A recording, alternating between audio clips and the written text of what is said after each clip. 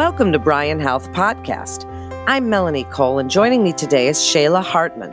She's a licensed independent mental health practitioner and a licensed drug and alcohol counselor at Bryan Independence Center, and she's here to tell us about substance use evaluations. Shayla, thank you so much for being with us. First of all, I'd like you to tell us a little bit about yourself and the work that you're doing as it relates to substance use disorder. Sure. My name is Shayla Hartman. I have been with Bryan Independence Center since December of 22, but I've been in the field of mental health and substance abuse for the last almost 12 years. So part of my role here at Bryan Independence Center is I do a lot of the substance evaluations that get people into the levels of care needed for whatever treatment that they need for drug and alcohol use. Well, thank you for telling us about that. Now, during COVID, lockdown, everything, a lot has changed in the world. Have you seen an increase in substance use disorder and even the intersection with mental health disorders, stress, as we've come out of this? Have you seen that people are still really having issues with this and even eating disorders? All of the above. Yes, I've seen a huge increase. The problem with COVID is people were left basically told they need to be home. They need to be alone. Don't socialize with other people. So they told people to stay home, which made a lot of those closed door type problems worse. On top of it, especially relating to drug and alcohol use, alcohol specifically, the restaurants and other venues decided to start transporting it to people's houses for them. So you could DoorDash alcohol to your house and didn't even have to leave to go get it. It made the accessibility for people with alcohol issues worse because they could just then have it brought to their house. They didn't even have to leave. And so since then, it's now 2023. I still have people coming in very regularly talking about the need for an evaluation because their use got so bad over the last couple years. And people that may not have had long-standing issues seem to have increased issues over this time. So new and old, I guess, substance issues with people, but an increase in both. Yeah, it makes so much sense. Now, tell us about some of the signs and symptoms of substance use disorders. As you just said, that some people who necessarily weren't even in that category found themselves overusing drugs and alcohol during COVID and all of that. But signs and symptoms of true use disorder are different than someone who was a temporary or who then realized and cut it down or something along those lines. What are we looking for in someone that we love? Some of the things that we're looking for as far as alcohol or drug use, I say this simultaneously because the criteria for diagnosis is honestly the same for both alcohol or drug use. Essentially, what you're looking at is seeing all the different areas that it's impacting your life. So if it's starting to get in the way of things, it's starting to get in the way of work or maybe school if you're involved in that, it starts to get in the way of your relationships, it might impact finances, all those things. And the more that it impacts your life in negative ways is when it might signify to you that you may have an issue. Bryan has some screening tools on Bryan's website that you can use to pre-screen yourself, which is a kind of a good guide to see ahead of time, do I think I have an issue? Is it more of a problem now than it was? Those screening tools are really helpful to give you some baseline information really on whether or not diagnosis is something that might be for you regarding drugs or alcohol. But when you come in and get evaluated with me, that's the areas I'm looking for is really how is it impacting your life? Is it expanding, not that it's just a problem for you, now your use is impacting others, and the severity of how bad that gets. So interesting, this topic, and so important. So tell us about the substance use evaluations. How does that work? What does it entail? Tell us a little bit about how it all works. Sure. I do substance use evaluations here at Bryan Hospital's Independence Center, and people can schedule to get an evaluation done with me, or we have walk-in clinics on 2 days of the week, which means on Tuesdays and Thursdays between 8 and noon, I'm just openly scheduled available for anyone that walks in the door. So if scheduling is difficult or if you just need to show up, as long as I've got availability, I will see you. And if I don't have availability, we'll either try to get you scheduled when I do have availability, or just have you come back the following day that we have walk-in clinics.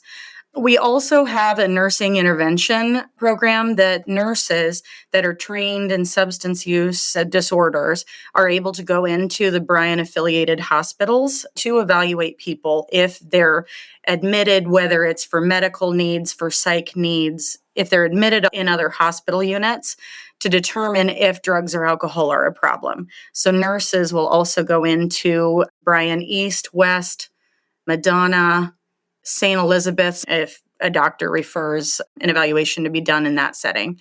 What does it entail? What is a substance use evaluation, Shayla? How does it work? Because I know, having known so many people with substance use disorder in my life, some of them are not going to sit for an evaluation very easily. It's hard to get them in. Tell us a little bit about what it's like for them. I try to make it as comfortable as I'm possibly able to make it. What an evaluation is, essentially, I'm going to ask a million questions about a million things, and all of them are drug and alcohol related questions, because the whole point is to help me figure out, is there a problem? And if there is a problem, what are we going to do about it? And come up with recommendations together. It's a collaborative process, so I talk to them very openly about I can only make recommendations based on the information that I have. So the more I know, the better I'm able to help you. I also try to make people comfortable in the fact that nothing they're going to tell me is going to get them in trouble, whether it's themselves or other people, because there's a lot of stigma associated with substance use and people concerned about saying how it got to this point or all these things. So I try to help them understand that substance information is protected very differently, and we take that seriously. So we need the information to help, but we use it to determine what to do to help them out. So we just talk as openly as we're able. I never make anyone tell me anything they don't want to. An evaluation is a voluntary process. I evaluate people for a lot of different reasons. I do have family members that really want their loved ones to come in. I do evaluations for people that have court involvement and the court wants to know what to do with recommendations or if there's an issue. So the reason that brings them in is evaluated right when they come in the door in our initial paperwork. We kind of see what brings them in, what they're looking to address as far as drugs or alcohol, and then I dig in from there based on what they bring me. If somebody has a family member that they're concerned about, how do we encourage them to get a substance use evaluation? What should someone do? Who do they reach out to? Can a loved one reach out to you and say, my family member needs this? Or does it have to come from the person? It needs to come from the person unless the person is an adolescent. So unless the person is a minor. A minor does require that a parent or guardian is present, not only to sign documentation, but also to authorize care. If they're an adult, and in Nebraska, that's age 19 or older, if they are over 19, they are the ones that need to initiate that process for themselves. Family members can always call, they can always ask for information. If they need to know when walk-in dates are to bring family members here, they can. But with adults, it is a voluntary process the whole time. So they are the ones that needs to be here and willing to talk as much as they're able for the evaluation. Depending on what you find out, Shayla, what are some treatment options that you can recommend to people? What are you doing for them once you've determined that they have a substance use disorder? There is several different levels of care that exist for drug and alcohol treatment. I'll start at the lowest levels and kind of work my way up. So the absolute lowest level available is what we call education services. Education services are things like we have information available online, we have information available on our website.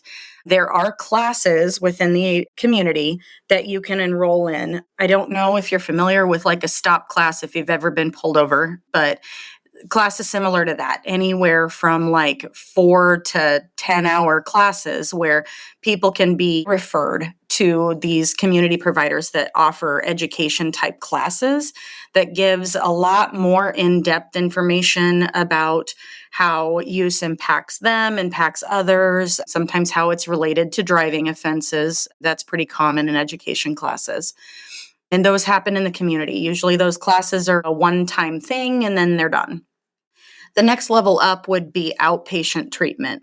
Outpatient treatment would be like what people would probably associate with like going to counseling. So they'd meet with a provider once a week at minimum for however long they need. Typical outpatient treatment for drug and alcohol use is usually about 6 to 12 weeks, but it can vary because oftentimes mental health diagnoses co-occur with substance use disorders. So if outpatient therapy is needed for longer than that to address additional things, usually that can be done with the same provider if they're licensed to do so.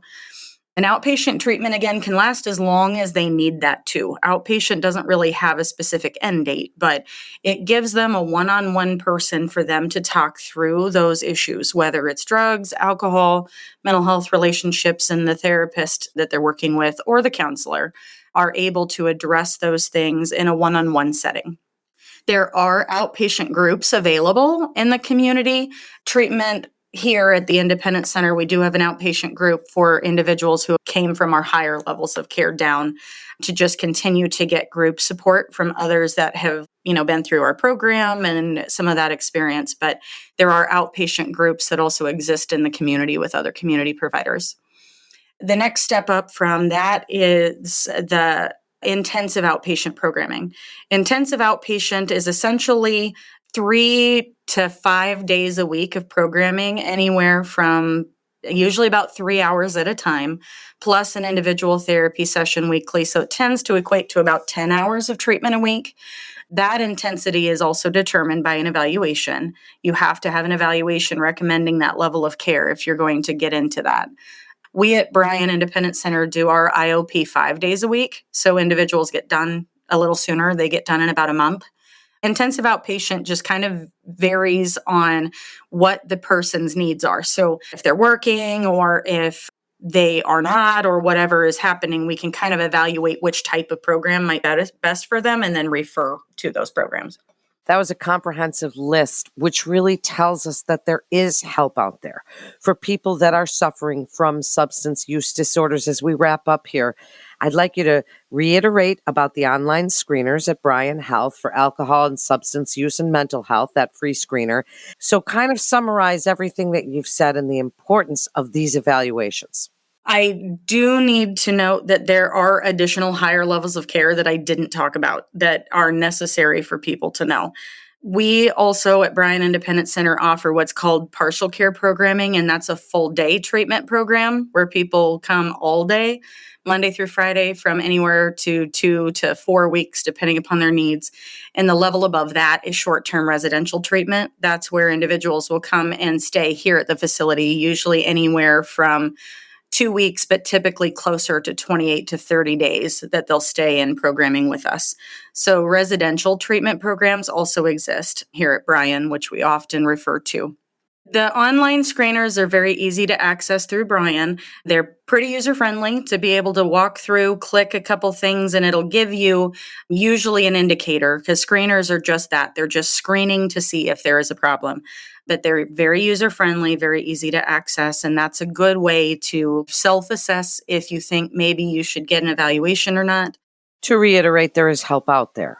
That's what this is all about. And that people who love someone like that, or who have or suspect that they are suffering from substance use disorder, the help is out there through Bryan Health, yes? There is a lot of help available, and we do everything we can to try to make that process as easy as possible, knowing that it's not easy to admit or to open up that use is an issue, but we are here to help. We want to provide the best care and services for people looking for it, and we're here for you when you decide you want that help. Thank you so much, Shayla, for joining us. And the Independence Center offers 2 different ways to get an outpatient substance use evaluation. You can contact 402-481-5268 to schedule a substance use evaluation. They're offered Monday through Friday, or You can also come in to a walk-in evaluation on Tuesday and Thursday mornings from 8 a.m. to noon. And you can also take a free and confidential online screening to assess your risk at bryanhealth.org/Independence Center. I'd like to thank our Bryan Foundation partner, Union Bank and Trust. To listen to more podcasts from our experts, you can always visit bryanhealth.org/podcasts. And that wraps up this episode of Bryan Health Podcast. I'm Melanie Cole. Thanks so much for joining us today.